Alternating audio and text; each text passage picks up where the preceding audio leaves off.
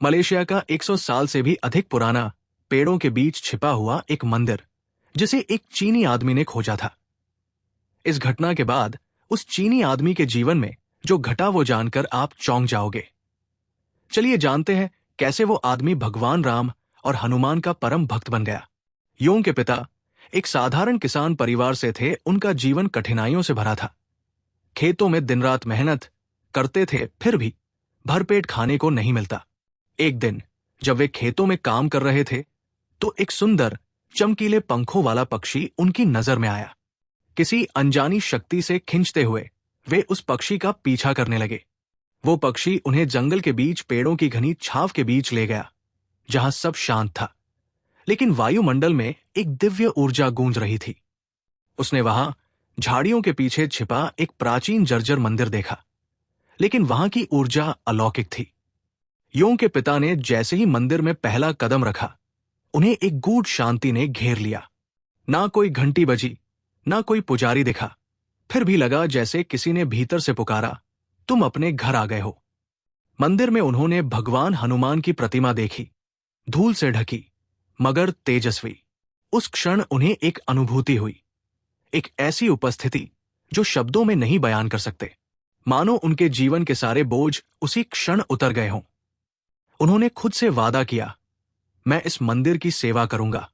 और फिर वो उनकी दिनचर्या बन गई। समय बीतता गया, परिवार बढ़ा, जिम्मेदारियां गहराने लगी। आर्थिक तंगी, बच्चों की पढ़ाई, बीमारी, इन सब के बीच मंदिर आना एक बोझ सा लगने लगा। योंग के पिता, जिन्होंने कभी आत्मा से मंदिर की सेवा की थी, अब वहां से दूर होते जा रहे थे। एक दिन तो ऐसा आया जब उन्होंने मंदिर जाना ही बंद कर दिया। उनके पिता ने भगवान से माफी मांगी और कहा कि वो मंदिर की देखभाल करने में असमर्थ है। यहां तक उसके पास दिए का तेल खरीदने के लिए पैसे नहीं है। 2 से 3 दिन बाद एक रात उन्होंने एक स्वप्न देखा। वो मंदिर फिर उनके सामने था, लेकिन अब वो उजड़ा हुआ था और भगवान हनुमान की मूर्ति उनकी ओर देखकर मौन थी, जैसे पूछ रही हो, तुम कहां चले गए? उनके पिता ने भगवान से कहा कि कृपया मंदिर मत बुलाओ। मुझे मंदिर की हालत देखकर शर्मिंदगी महसूस होती है, लेकिन आप फिर भी मुझे वापस बुला रहे हैं। उस स्वप्न ने उन्हें झकझोर दिया। अगले ही दिन सूरज उगने से पहले वे वापस मंदिर पहुंचे, और जब पहुंचे उन्होंने जो देखा वो चमत्कार से कम नहीं था। जहां पहले धूल थी, वहां फूल, पत्तियां, अगरबत्ती और कपूर बिखरे थे। वहां पर बड़ा सा तेल का पीपा था। एक हल्की सी हवा मंदिर के आंगन में घूम रही थी, जैसे देवताओं ने खुद स्वागत किया हो।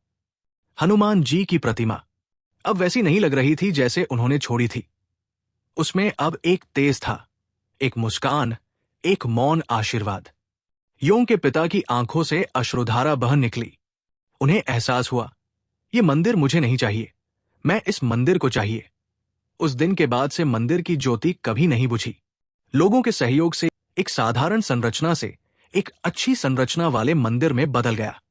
महामारी के दौरान अपने पिता की मृत्यु के बाद योंग ने अपनी विरासत को आगे बढ़ाने के लिए विदेश में अपनी करोड़ों की सैलरी वाली नौकरी छोड़ दी। उसे आज भी वो पल याद है जब उसने पहली बार अपने पिता के बिना मंदिर का दरवाजा खोला तो मंदिर में उसने अपने मरे पिता को देखा, जो उसे कह रहे थे, तुम्हारा स्वागत है।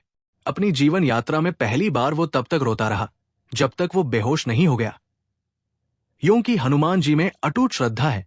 इस मंदिर में सभी लोग आकर दर्शन करते हैं।